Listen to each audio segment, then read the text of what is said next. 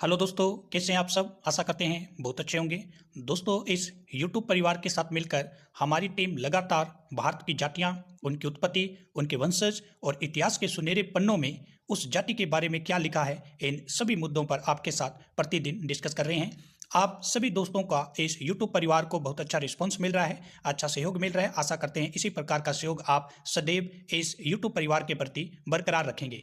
दोस्तों, आज हम बात करेंगे छिंपा जाति की। छिंपा वंशज कौन थे? छिंपा जाति के जो मूल पुरुष थे वो कौन थे?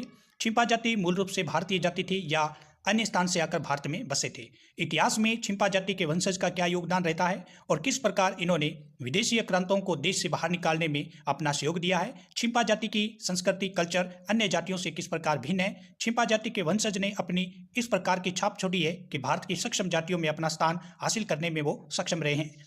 छिंपा जाति के जो वंशज थे, इन्होंने जो विदेशी आक्रांता और उसके बाद जो अंग्रेज भारत में आए थे, अंग्रेजों को बाहर निकालने में और नेशनल मूवमेंट में अपना किस प्रकार सहयोग दिया और अपनी जाति के लिए एक छाप छोड़ गए, इन सभी मुद्दों पर आज इस वीडियो में हम डिस्कस करेंगे। दोस्तों, चैनल सब्सक्राइब नहीं किया तो सब्सक्राइब करें, बेल के प्रेस को नोट कर लें, क्योंकि इस प्रकार भारत की जातियों से संबंधित जो वीडियो है लगातार हम आपके सामने अपलोड करते आ रहे हैं। दोस्तों, शुरू करते हैं आज के छिंपा जाति के इतिहास और उनकी कल्चर और इतिहास के सुनहरे पन्नों में इस जाति के बारे में क्या लिखा है, इन सभी मुद्दों पर आज डिस्कस करते हुए आज के सेशन को शुरू करते हैं।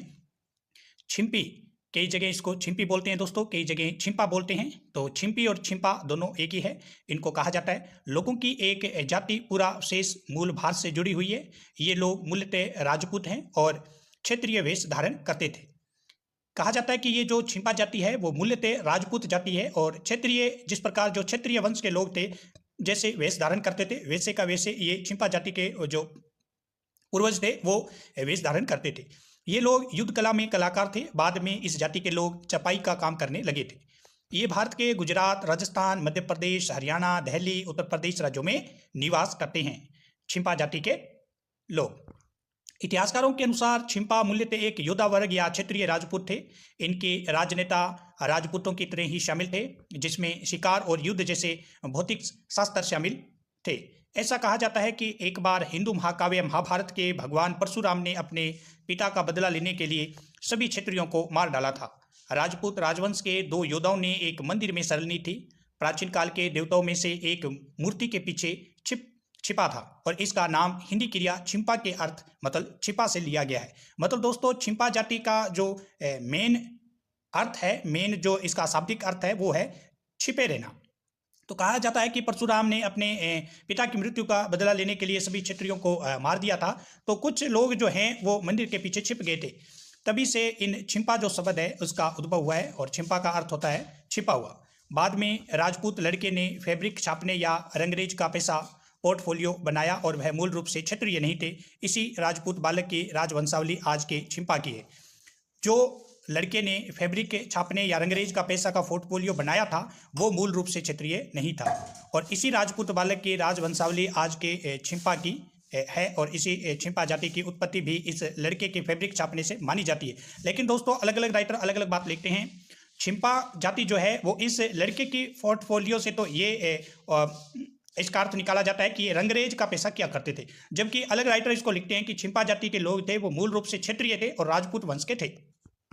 क्योंकि दोस्तों जो भी जनजातियाँ हैं चाहे जनजातियाँ हैं, इनकी जो स्पेसिफिक जानकारी है वो भाटों से भी मिलती है, क्योंकि भाट जो है बही भाट जो होते हैं उनके पास रिकॉर्ड होता है और उनके पास इस प्रकार का रिकॉर्ड होता है क्योंकि इनकी बही भाट जो दोस्ते होते हैं अपने बहियों में जो लिखते हैं उनकी राइटिंग वो खुद ही समझ सकते हैं। अदर कोई इसकी जो लिखावट है उसको पढ़ नहीं सकता कि उसके बारे में क्या लिखा है। इस प्रकार इनकी जो लेखन कला होती है। तो भाटों से मिली जानकारी के अनुसार ना तो हम रंगारी थे, मतलब किसके बारे में बात हो रही है? छिंपा जाति के बारे में। तो भाटों से मिली जानकारी के अनुसार क्या बोला जाता है? ना तो हम रंगारी थे, ना ही हम छिंपा थे और ना ही हम खानाबदोश थे।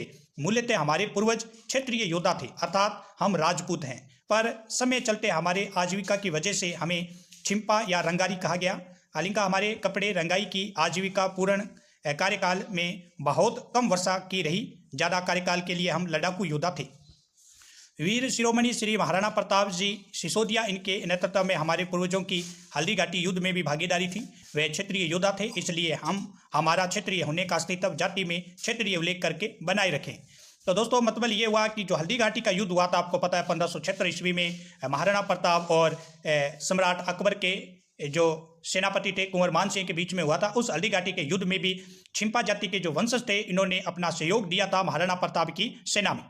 हमें युद्ध के अलावा दूसरा काम मालूम नहीं था, ना हमारे पास कोई आजीविका का साधन बचा था। तो समय रहते हमारे पूर्वज युद्ध के बाद छिपी हुई स्थिति अज्ञातवास के दौरान खानाबदोश कहलाए गए, जैसे हम आज रंगारी छिपा कहलाए जा रहे हैं। छिपा जाति की उत्पत्ति के बारे में किंवदंतियां अलग अलग खायान प्रदान करती है। एक पुरानी कथा के अनुसार उस समय जब विष्णु के अवतार परशुराम क्षत्रियों का सफाया कर रहे थे तो श्रेष्ठ जाति के 2 सेवकों ने एक मंदिर में शरण ले ली थी। उनकी रक्षा करने वाली देवी ने किसानों को रंगरेज का पेशा अपनाने का निर्देश दिया। माना जाता है कि रंगकर्मियों को भौसर नामक भाई का वंशज माना जाता है, जबकि कहा जाता है कि उस भाई के वंशज को जिस मंदिर की छवि के पीछे छिपाया गया था, दरअसल उनका नाम अंग्रेजी शब्द छिपना से लिया गया है, जिसका अर्थ होता है छिपाना। छिपा जाति का समाज और संस्कृति, छिपा जाति सामान्य वंश के आधार पर विवाह बंधन का पालन करती है, जो परिवार में शामिल होने वाले लोगों के बीच मिलन पर रोक लगाती है। हालांकि उनके समाज में तलाक और विधवा का पुनर्विवाह शामिल है। अंत्येष्टि संस्कार में मृतक का दाह संस्कार शामिल होता है। दशहरे के अवसर पर छिंपास लकड़ी के बर्तनों की पूजा की जाती है, जो उनकी चपाई और रंगाई कला में एक महत्वपूर्ण उपकरण है। इस अनुष्ठान में श्रद्धा के प्रतीक के रूप में नारियल और फूल चढ़ाना शामिल है। छिंपा लोग साड़ियाँ, चिप्सम के कवरिंग और आकर्षक रंगों के कपड़ों को जीवंत रंगों में जटिल डिजाइनों की एक विस्तृत श्रृंखला के साथ सजाकर अपनी कलात्मक प्रतिभा का प्रदर्शन करते हैं, जो सूती कालीन और रंगाई के शिल्प में अपनी प्रतिभा का प्रदर्शन करते हैं। दोस्तों, छिंपा जाति के जो वंशज थे इन्होंने जो विदेशी आक्रांता जैसे भारत में आए थे, उन आक्रांतों को देश से बाहर निकालने में क्षत्रियों के साथ अपना सहयोग दिया था, क्योंकि ये छिंपा जाति के इतिहासकार जो राजस्थान के हैं, चाहे अन्य जो इतिहासकार है जिन्होंने इनकी जाति के बारे में व्याख्यान किया है, वो सब व्याख्यान करते हुए कहते हैं कि ये जाति जो थी वो क्षेत्रीय थी, योद्धा थे। और योद्धा थे तो विदेशी आक्रांतों को बाहर निकालने में ऑफकोर्सली इन्होंने बहुत ज़्यादा सहयोग दिया है। और उसके बाद जब अंग्रेज भारत में आ गए थे तो अंग्रेजों की कूटनीति का पता चलते हुए छिंपा जाति के जो वंशज थे इन्होंने अंग्रेजों को बाहर निकालने में अपना सहयोग दिया।